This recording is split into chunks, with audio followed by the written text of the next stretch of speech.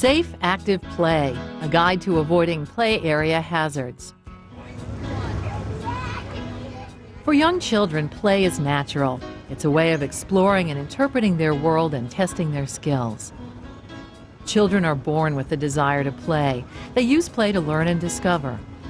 Fortunately, most discoveries are delightful learning experiences that enable children to interact more effectively with the world around them. But too often, in environments designed for play, children are exposed to unnecessary risks that can lead to serious injuries. Each year, about 200,000 children are treated for playground equipment-related injuries, and in recent years, an average of 15 die from injuries that occur on playgrounds. These are not the bumps, scrapes, and bruises of normal play. These are serious injuries that receive medical attention at a hospital or trauma center. Almost all serious injuries and deaths are preventable. This video is intended to help you identify and avoid the most common causes of serious injuries in active play areas. It will give you the information you need to reduce the risk of serious injuries while children learn through active play. We want children to have all these experiences. We want them to be able to socialize together, to learn, to adjust to one another. They learn most of their adult traits from the actual experience of play. Therefore, you want to give them an environment in which they can play and play safely. Active play, running, climbing, jumping, and other ways to use large muscles is natural for young children. In fact, this behavior is so natural that you immediately recognize it as unusual when a child doesn't engage in active play. Prolonged inactivity can be a sign of illness or social, emotional, or developmental problems. Every child needs active play, and all active play involves some risk. But when play results in many minor injuries or can produce serious or life-threatening injury, the play may be taking place in a hazardous setting. Your goal in evaluating a play area is to identify hazards and fix the play environment so children don't suffer serious injuries or repeated minor injuries. Though playgrounds are generally located outdoors, hazards can exist anywhere children play.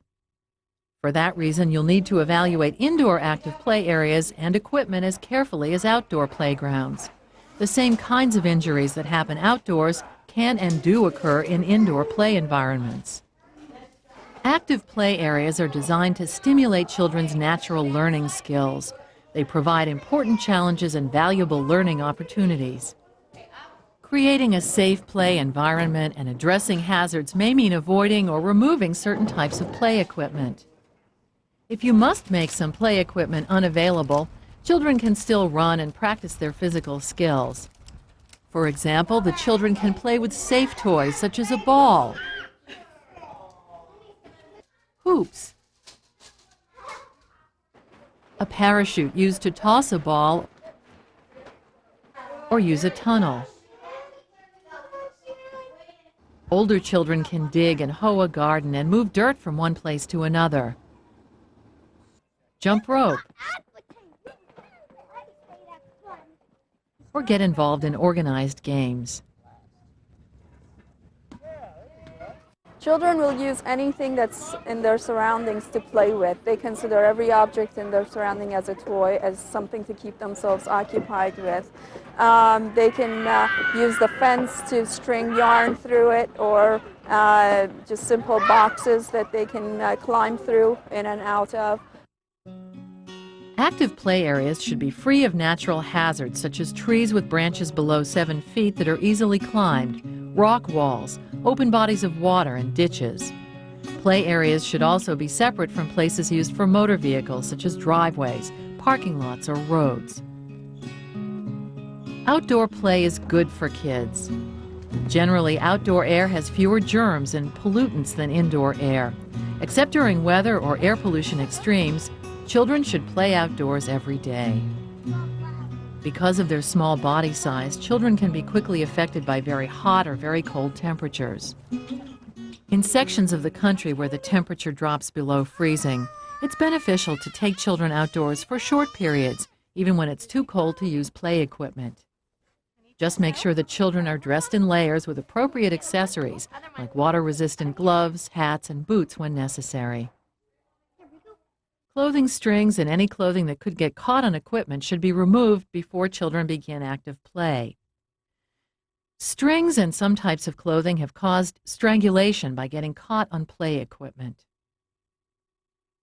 Discuss with parents how strings might be replaced by snaps or Velcro. Like cold weather, hot weather shouldn't eliminate outdoor play. Protect children from overexposure to the sun by using broad-brimmed hats, light, loose-fitting clothing, and a sunscreen. A shaded area should be available so children and adults can get out of the sun.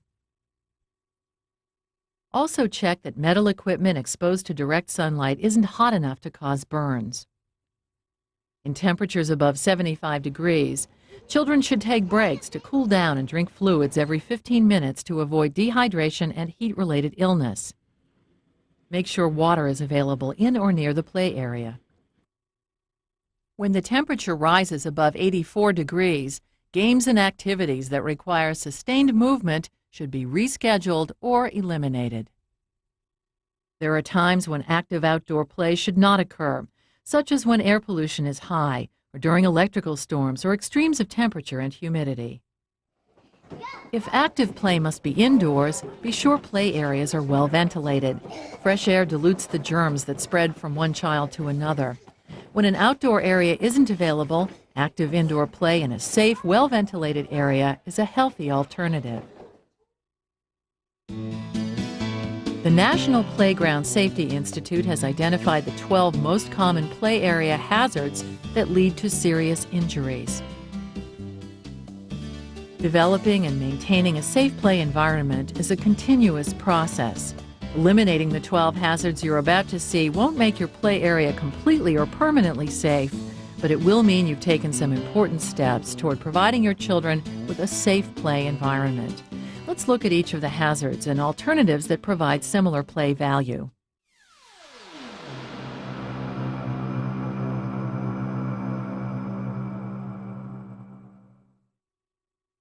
About 75% of all playground injuries are fall-related, and about 58% result from falls onto ground surfaces. Improper surfacing is the single most dangerous hazard in an active play area. One recent study found that over 90% of playgrounds inspected did not have adequate surfacing.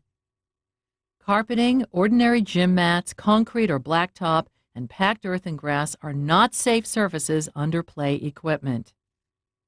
If you have play equipment of any type installed over these surfaces, you'll have to keep children off the equipment until you install appropriate surfacing. Portable climbers are commonly used in indoor activity areas with children of all ages. These climbers are easily moved to outdoor play areas. They're safe only when they are properly positioned over a safe impact-absorbing surface. Placing a climber on a carpet or gym mat is not safe. Likewise, placing the climber on grass or dirt is dangerous. Even though the portable climber may not be very high, a child standing on the climber can fall from several feet. If you use portable climbers, prepare indoor and outdoor locations with safe surfacing and make sure the climber is used only in those locations. When children fall onto hard surfaces from a height, they most commonly injure their heads. The most common kinds of injuries are cuts to their face and head and their other body parts. They also get fractures both of their skull and of their arms and legs. There are also oral injuries, injuries of their mouth and teeth that are very common. Every surfacing material has advantages and disadvantages. Among the frequently used surfaces are loose fill materials like splinter-free wood mulch, engineered wood fibers which are handicapped accessible, and sand. These materials must be maintained at a depth of at least 9 to 12 inches, be free of standing water, and raked often so they remain loose and deep enough where children might fall. Loose fill materials tend to be compacted or spread away from impact areas during normal use. Keep in mind these materials require daily maintenance to remain effective. Some types, such as pea gravel, may present a choking hazard for very young children. Poured synthetic surfaces and some rubber tiles are more expensive to install, but provide a safe impact-absorbing surface. These surfaces require less maintenance and last longer. Choosing a protective surface depends on several factors. Consider the type and height of equipment, the developmental level of the children, and funding allocated for purchase and maintenance. A good source of information about loose-fill protective surfacing and most other playground safety issues is the U.S. Consumer Product Safety Commission. You can request free copies of some of their publications, like the Playground Surfacing Information Guide, Handbook for Public Playground Safety, or Tips for Public Playground Safety. Write to the Consumer Product Safety Commission, Washington, D.C. 20207. Tests done by Consumer Product Safety Commission indicate that a fall of only a few inches, less than a foot onto asphalt or concrete, can be life-threatening. So you have, number one, a large number of potential injuries, and number two, very serious potential injuries, both involved with improper surfacing. By providing resilient surfacing, you can address both problems.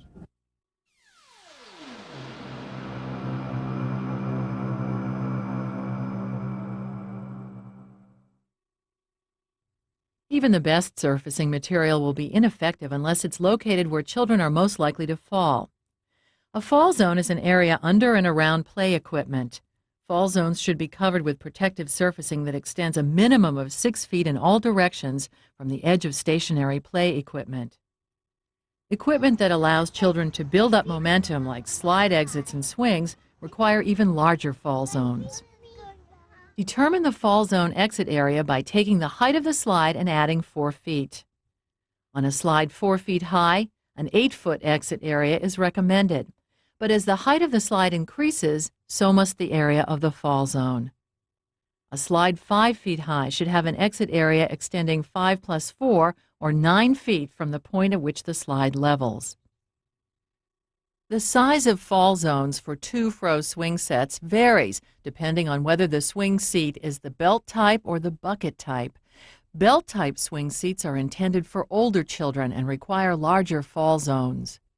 Swing sets with belted seats should extend twice the height of the pivot point of the swing hanger, both forward and backward. For example, swings with a pivot point 8 feet high should have a fall zone that extends 2 times 8, or 16 feet in each direction. The total length of the fall zone for these swings is 32 feet. There should also be 6 feet of surfacing on each side of the swing footers.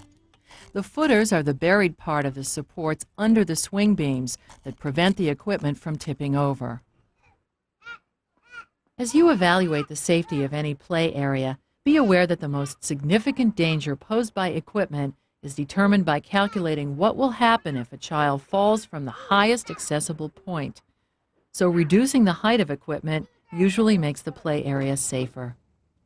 But look for places where low equipment makes it possible for children to get into trouble.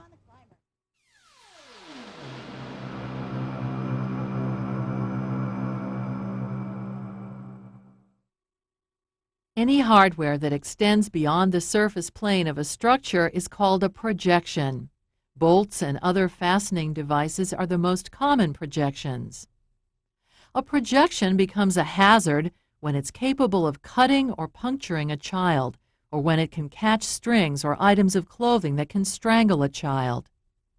Rounded fasteners are designed to eliminate sharp edges and minimize the chances of strings or clothing being caught. A set of protrusion gauges can help you evaluate whether a projection is a protrusion hazard. When the correct gauge is placed over a projection, the projection should not extend beyond the face of the gauge. If the projection doesn't fit within the gauge, it's a protrusion hazard. Entanglement hazards include open S-hooks on swings and other equipment because these hooks can easily catch clothing. Also, S-hooks can scrape skin. Gaps in railings and platforms are entanglement hazards. Carefully check the area at the top of slides and check for gaps in between slide sections.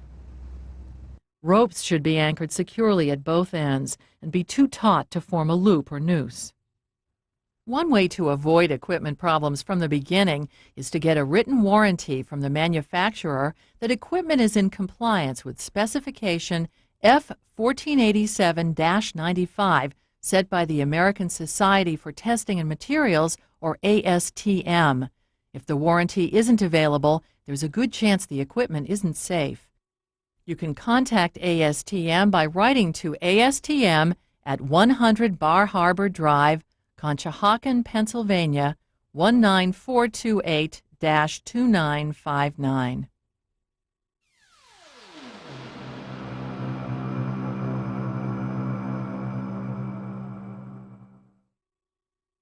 Young children will often attempt to slide feet first through openings in railings or on platforms. This presents a problem since young children's heads are often larger than the circumference of their bodies. An opening can be large enough for a child's body to slide into, but so small that a child's head will not fit through. An opening large enough to fit part of the body but not large enough to accommodate the head is an entrapment hazard. Children who become entrapped may not have the cognitive ability and motor skills to escape. Entrapment hazards can cause strangulation.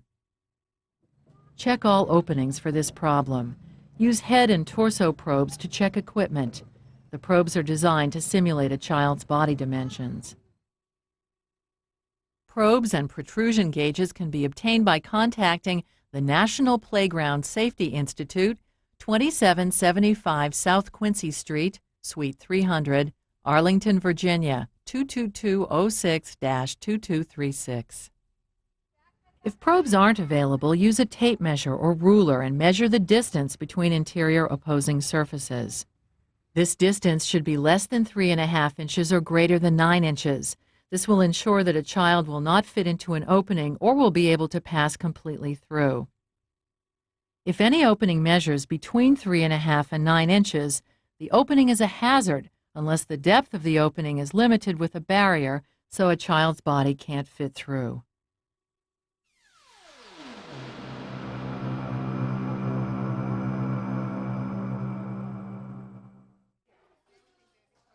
Space requirements for active play areas should be considered before play equipment is installed. Each piece of play equipment requires its own use space. Some equipment, such as swings and merry-go-rounds, need to be separated from other structures so that children don't fall or run into the path of other children who are using moving equipment. Children have died from head injuries caused by the impact from swing collisions. That's why the fall zone in front and back of swings should be away from high-activity areas. The size of a play area and the location of equipment within that area are as important as equipment design in preventing injury. The layout plan for play equipment should take activity patterns into consideration to make the best possible use of available space. Fall zones for equipment higher than 2 feet cannot overlap.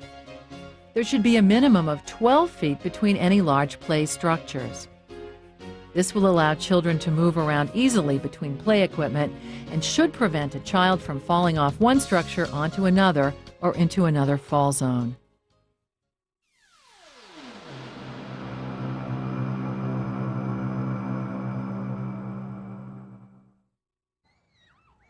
Children can be expected to run from one section of the play area to another. Anchoring devices for play equipment such as concrete footers or horizontal bars at the bottom of flexible climbers should be installed at least 12 inches below the playing surface.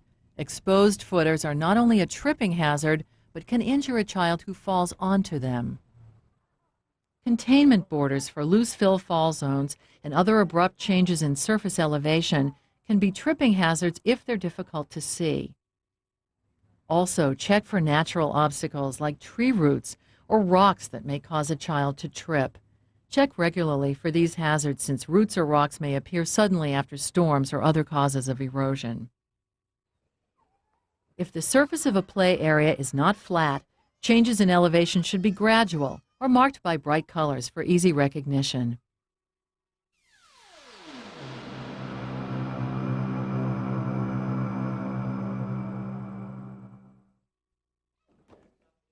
The needs and abilities of young children vary greatly. Equipment that presents a developmentally appropriate challenge for a 6-year-old can be a hazard for a younger child. Let's go play on our climber. Children with disabilities may be unable to play safely on equipment used by their typically developing peers. Currently, playground equipment is designed to meet the needs of two distinct age groups: preschoolers, children between the ages of 2 and 5, and school-aged children between the ages of 5 and 12. But infants, children from birth until they can walk, and toddlers, children who can walk up until about 2, will also use play equipment. The physical and cognitive skills of this age group are vastly different from the 2 to 5 age group. Even though these children need daily outdoor play, there is unfortunately little outdoor equipment appropriately designed for very young children. These children tend to mouth and swallow small loose parts that may be in the play area, and they generally are not stable on their feet. Close supervision and selection of appropriate play areas is essential for this age group. It is a dilemma because there is very little play equipment that is actually designed appropriately for this age group. However, the infants and toddlers really do need to be able to play actively as much, if not more so, than older children. What caregivers should look for is low pieces of play equipment. It's surprising how low the equipment can be and still be effective and fun for this age group.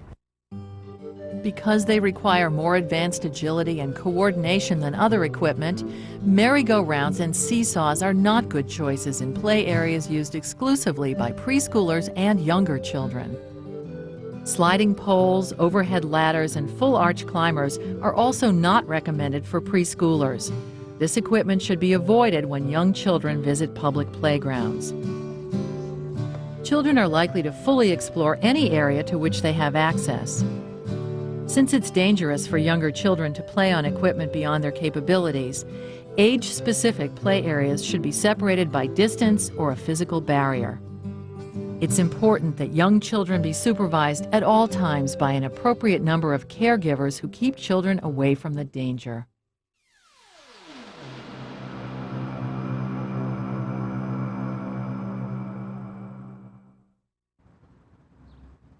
All equipment, especially any moving equipment, should be inspected for potential pinch, crush, or shearing hazards.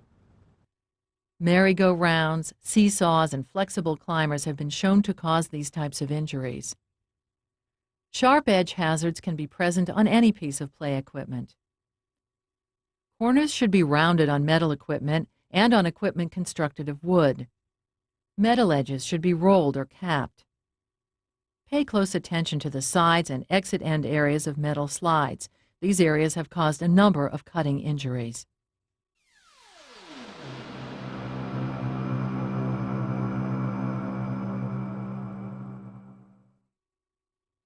Play equipment surfaces that are raised above the ground, such as platforms, ramps, and bridgeways, should have guardrails or protective barriers.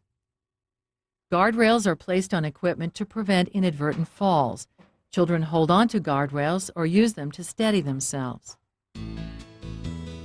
For preschoolers, any surface elevated more than 20 inches needs a guardrail. For school-age children, surfaces above 30 inches require a guardrail. A guardrail should be designed to prevent the largest child from falling over and should extend low enough to prevent the smallest child from crawling under it. Guardrails on platforms are often the cause of entrapment hazards. To avoid this, measure openings to ensure that the solution to one hazard isn't the cause of another. Barriers are intended to prevent children from intentionally climbing out of or over equipment. A child should not be able to overcome a barrier. Protective barriers are required for equipment play surfaces over 30 inches off the ground that are used by preschoolers and over 48 inches off the ground for equipment intended for school-aged children. Children will attempt to overcome a barrier, so it must be designed with vertical rather than horizontal pieces to discourage climbing.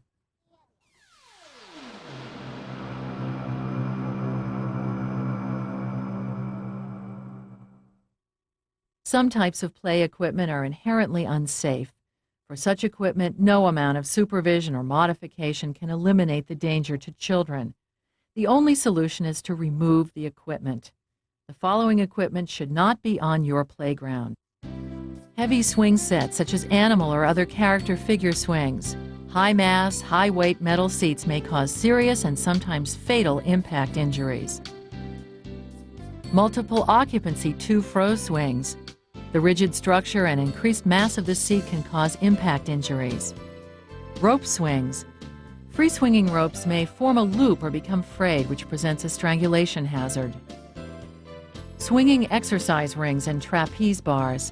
These present a high mass impact hazard. The rings may also be an entrapment hazard. Trampolines. This equipment isn't meant for casual use and is responsible for many serious injuries. Equipment may be structurally safe but still hazardous. For example, some playground equipment was coated with paint containing lead that is now flaking off. In some cases, equipment may have been repainted several times. As with surfaces in houses, the top paint layer may not contain lead, but the lower paint layers may be poisonous. Don't make the mistake of thinking you can overcome these hazards with extra supervision. Some injuries are not preventable, and these types of equipment are dangerous. Well, there really is no substitute for removing equipment that is hazardous. You need to get rid of it. If you are using a facility that you don't control the equipment, then you can't go where that hazardous equipment is. If you have to remove equipment and you don't have enough resources to buy new equipment, then you need to find other activities that are low cost, like using balls or jump ropes that you can have the kids jump over, or building a hill that the children can run up and down. But there is no way to make acceptable having a hazardous piece of equipment in your play area.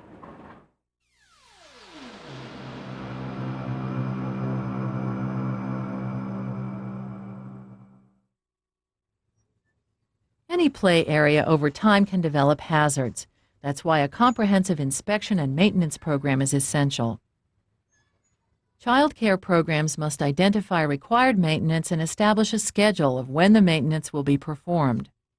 Some types of maintenance, like inspecting the play area for loose hazards and obvious equipment damage, should take place prior to each use of a play area. Preventive maintenance and detailed inspections should be scheduled at regular intervals. Preventive maintenance includes removing hazardous objects and checking equipment for corrosion, weathering, rot, or insect infestation. Make sure equipment is securely anchored. Detailed inspections should be performed as recommended by the equipment manufacturer. Any damage or hazards detected during maintenance or inspections should be quickly repaired. If an immediate repair isn't possible, keep children off the damaged equipment. Maintain written records of all maintenance inspections and repairs, including checklists and manufacturer's maintenance instructions. Also, keep a record of any injuries to help identify potential hazards and dangerous features that may need attention.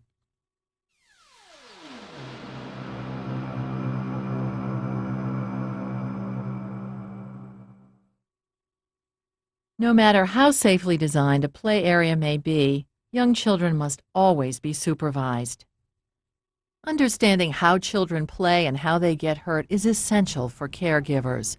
Caregiver to child ratios are regulated by each state and must be maintained in active play areas. These ratios vary according to children's ages, and recommended ratios can be obtained from the National Association for the Education of Young Children, 1509 16th Street Northwest, Washington, D.C., 20036-1426. The American Academy of Pediatrics and American Public Health Association recommend ratios that are in the more stringent portion of the ranges recommended by NAEYC. Caregivers should spread out across the area so that each adult can easily communicate with groups of children. Make sure that all of the children are visible to at least one caregiver at all times. Active play requires active supervision. Caregivers should not use outdoor playtime to socialize with one another. Be aware that large play structures may block a caregiver's vision. In larger play areas where there will be some distance between caregivers, an established means of communication is crucial. If a caregiver must leave the play area for any reason, the remaining caregivers should be aware of the change in coverage so that they can adjust their positions to keep all the children in sight. Supervising play involves teaching children the do's of active play. This may mean explaining that only one person is allowed on a swing or that the slide should be used one at a time. This will help you avoid being continuously negative. Station a caregiver teaching the do's close to high-challenge equipment to take advantage of opportunities to reinforce safe play behavior and to intervene quickly to prevent injury. Now that you've seen some of the most common and dangerous play area hazards, let's review the 12 ways to make your play area safer. 1. Use appropriate protective surfacing under equipment both indoors and outdoors. 2. Make sure there are adequate fall zones around equipment. 3. Remove protrusion and entanglement hazards. 4. Remove entrapment hazards. 5. Make adequate space around each piece of equipment. 6. Remove trip hazards. 7. Use age-appropriate equipment. 8. Remove pinch, shear, and crush points. 9. Use guardrails and safety barriers. 10. Remove dangerous equipment. 11. Follow a regular inspection and maintenance schedule. 12. Supervise children at all times. While our review of how to make play areas safe may make it seem that the best policy is to avoid active play areas altogether, actually a few simple changes can improve most active play areas. Children learn and grow by facing and overcoming challenges on well-designed play areas. A safe play area cannot eliminate all risk. It can limit hazards that may cause severe injuries while promoting learning and development. By dedicating the time and resources to develop a safe play area, you give children the freedom to test their skills and the confidence to seek and meet challenges.